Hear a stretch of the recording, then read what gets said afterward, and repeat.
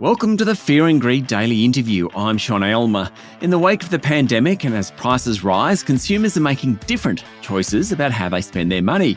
In short, they're being inconsistent as they try to reconcile their personal values with practical realities, things like price hikes and supply chain problems. So what's this mean then for businesses who think they understand who their customers are and what they're looking for? Dr. Edwin Van der Ouderaa is one of Accenture's global executives, the Senior Managing Director, Strategy and Consulting, Customer Sales and Service. He's in Australia for a short time this week and joins me this morning. Edwin, welcome to Fear and Greed. Hey, hello, Sean. How are you doing?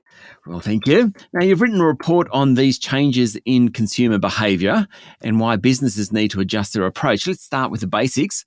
Why have customers changed the way they make decisions? Yeah, I think it's been an evolution, that we have seen over the last years through digital, and it's accelerated with COVID, of course, which kind of all forces into new habits, which were digital first and from home and so on, and now we're post-COVID, and so I think the whole e-commerce space, the social media space, this whole COVID work from home thing has really changed lives a lot, and has really created a lot of paradigm shifts, new ways of thinking for people. So it's not about going back to pre-COVID ways of thinking about consumer behaviour?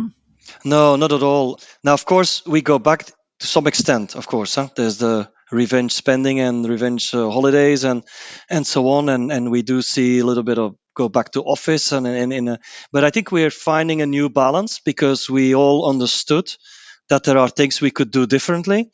We were just never allowed or forced or allowed to discover how to do these things. And so I don't think we'll go back. We're in a new era, really, right now. Okay. Are businesses ready for that? Not yet. So the paradox is that every business is confronted with the same thing inside with the employees, but they haven't really internalized it in terms of understanding the changing behavior of their customers. And like you say, it's often paradoxical. Okay, because the typical paradoxes that were always there in our behavior, I mean, we're not let's say, always very consequential and systematical in what we do. We're at the end of the day human beings.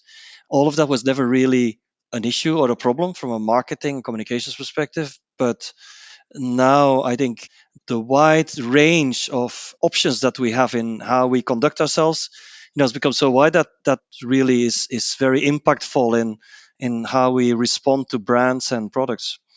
Okay, so how should a business start thinking about this? So if you at one point were marketing to a marketing brand and, there's 30 behaviours you're thinking about, suddenly you're looking at 60 behaviours that you need to consider. How do you think about that? Yeah, exactly. So, and by the way, we see that in the surveys we've done of companies pre-COVID, during COVID, and post-COVID, we saw this huge change where like 70% or something of customers say that they feel that companies don't understand them anymore. And about 80% of companies say that they feel their customers are shifting. It's like shifting sand. And so they don't know how to respond, and the customers are evolving because it's not a static thing. They're evolving faster than the companies can respond. But the where that comes from is that we used to think of customers in very simplistic terms, in terms of like simple personas that had a bunch of characteristics, and if you have 30, that's already very sophisticated. But it was very static. It was like an analysis, and you would update that every few years, and that was about it. And you put every customer in a box, in one of those boxes, and that was it. But people are not like that. I mean, who would have thought?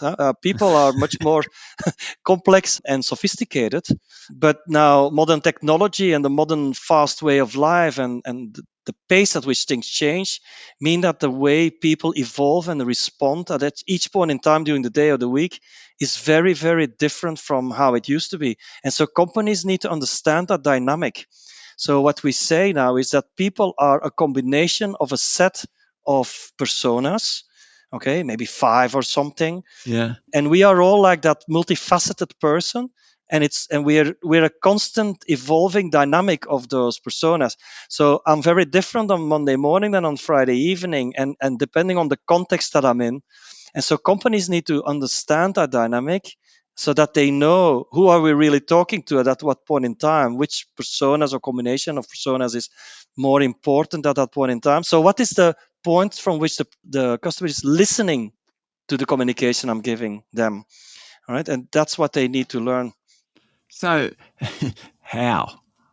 I mean, is it about customer service? Is it about just understanding that, some customers on a Monday want to buy locally and, on a Friday they want to buy sustainable products? I mean, how? Yeah. So you can see that this becomes about data. Huh? Yeah. You can't just do a simple analysis and have a few focus groups and be done with it, And then there's also pictures on the wall of some stereotypical personas. So you really need to understand much more deeply, and that you probably will do to investigating how customers work with you as a brand. Voice of the customer on steroids, I would say, but also external data that you get, and much more deeper surveys and research, so that you can really see what are all these multifacets of customers.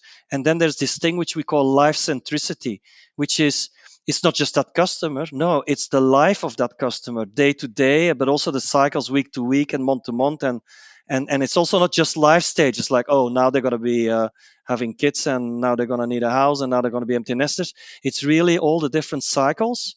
So there's a lot more modeling to do, a lot more understanding. And once you have that, then you need to try and sense, when you are in contact with that individual, where are they at that point in time, so that you can respond in the right way. Stay with me, Edwin. We'll be back in a minute.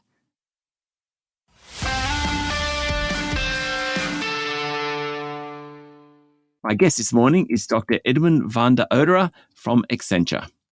Fundamentally, this is actually about customer service, though, isn't it, what you're talking about? Customer service, but what we see is that service used to be something that happened as an afterthought after the sales had been done. And frankly, companies would have preferred that the customer just went away, and maybe come back for another sale to buy something, but not for service, because that was just nuisance, noise, Yep. and therefore a cost. But what we now see is that we are not anymore in this classic funnel. That's a linear funnel for buying something and then a bit of service at the end. But we're in a constant interaction cycle with brands, and so that implies advice and communication and engagement throughout the cycle, on and on and on and on. And all these things happen at the same time. And that means, therefore, that the service element is an element that happens all throughout the cycle, the whole life cycle of engagement of the customer. And so it's a totally different way of looking at service. Yeah, it's not necessarily a cost as such. The way you're describing there, it's not really a cost center. It's more as a, selling another product, a growth driver. Yeah, exactly. So it was seen as a cost center because it was seen as something we didn't want to do, really. We wanted the customer to just go away and leave us alone, frankly speaking. So everything was about reducing calls, directed to IVR, frequently asked questions, do it yourself on the app, and things like that. But really, what companies did was they offloaded the complexity of their products and how things worked and the problems that you could have with them onto the customer to solve it yourself. Whereas now what we're saying is, no, you need to constantly engage. There are so many ways in which you can help your customers maximize the usage of your products, in which you can predict the problems that they may have. And rather than wait until that happens and direct them to frequently asked questions, you can maybe reach out to them and you can proactively make sure that things will go well. And then the customer will not see it as a problem because the problem hasn't occurred yet. They will think like, oh, wow, look at the service I'm getting. This is really amazing. Yeah. It must engender loyalty when a customer thinks that a business is communicating honestly. Precisely. Classic loyalty has been dead for years, okay? And switching is so easy. We all just go wherever we want to go. But we come back. We come back to the brands that we can trust, because from the communication of the brand onwards, everything's consistent and I'm getting a great experience. Yeah. Right? Yeah. Time after time after time. So why do I come back? There's no sense of misplaced loyalty here. It's simply because I trust that the promise will be kept and that I'm going to get what I hoped that I was going to get, and it's of great value to me. And that's a very new way of doing loyalty. Have you seen companies that are doing this really well? Well, there's a number of companies that are doing this well, both in and actually even pure product, fast-moving consumer goods companies that you'd otherwise think that they would just work like with shelves, like Yeah. physical or digital shelf space, and then it was all just about getting you to look at that shelf and take products, but that are now having a complete cycle of engagement with you, including with influencers and other people, and combining digital with in-shop experience in all one integrated dialogue.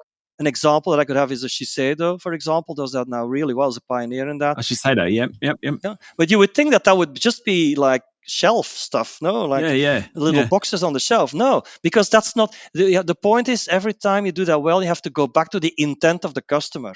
The intent of the customer is not to pull a box with your product off a shelf. No, it's for example, a Japanese young lady that goes to a party next week, okay, and it's a tea party, okay, with a specific ritual. What does she need for that? Okay, you can engage in the dialogue on that, and then you can help her think about what she needs. And then in that broader context, then it's not even product placement really, it's really matching her needs and intent and everything that she feels important with a way in which you can fulfill that. And then she will say, oh, for her it's then natural to use your product.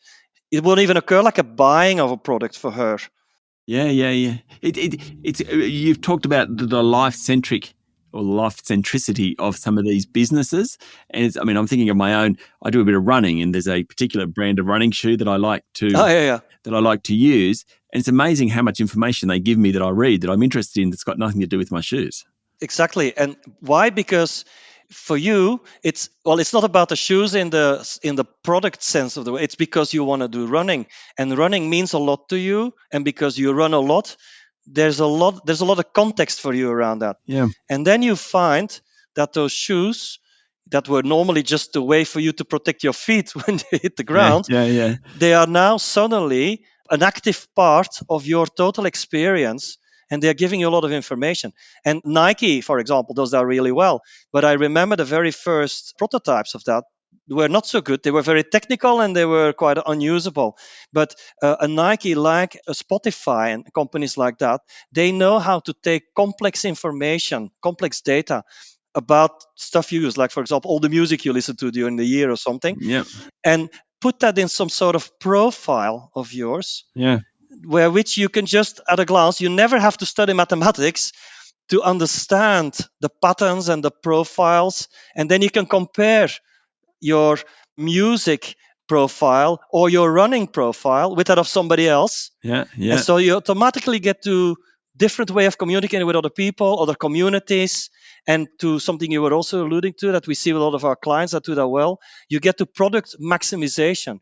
They automatically you start using more features of the product, not because somebody's pushing you to do that, but because you see the relevance of doing it. yeah, yeah. Is it? I mean, we're talking. I understand this in a big company sense. Is it relevant for smaller businesses as well? I think it is, but of course everything is at its scale.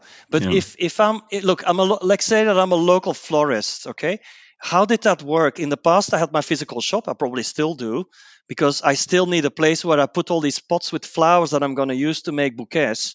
All right. So in that sense, there's still a function for a room like that with flowers, and maybe people could even come in. But I wouldn't Mm-hmm. even call that a shop anymore now. In the old days, I was like the shop, no. But I still need that sort of facility. But to the Shiseido example, there are many reasons why you would want a bouquet, and the bouquets would be very different. So maybe I'm on Shopify, okay, and maybe there I offer all kinds of examples of how I can make bouquets for you that really fit what your need is. And then customers can choose from there, and they can dialogue with me, and they say, yeah, I like that thing, that was a great idea, however, can I have a bit more orchids, or can I have this or that? Mm-hmm. And then we can do all online, and we can chat, and they'll say, okay, well, why don't you drop by in 2 hours and we'll have it ready for you. So this is just a new way of engaging, which is using both physical and digital, and all these new channels in order to give people what they need. Fascinating. Edwin, thank you very much for talking to Fear and Greed. It's my pleasure. That was Dr. Edwin Van der Ouderaa, Senior Managing Director, Strategy and Consulting, Customer Sales and Service at Accenture. This is a Fear and Greed Daily interview. Remember, this information is general in nature and you should seek professional advice before making any investment decisions. Join us every morning for the full episode of Fear and Greed, Australia's most popular business podcast. I'm Sean Aylmer. Enjoy your day.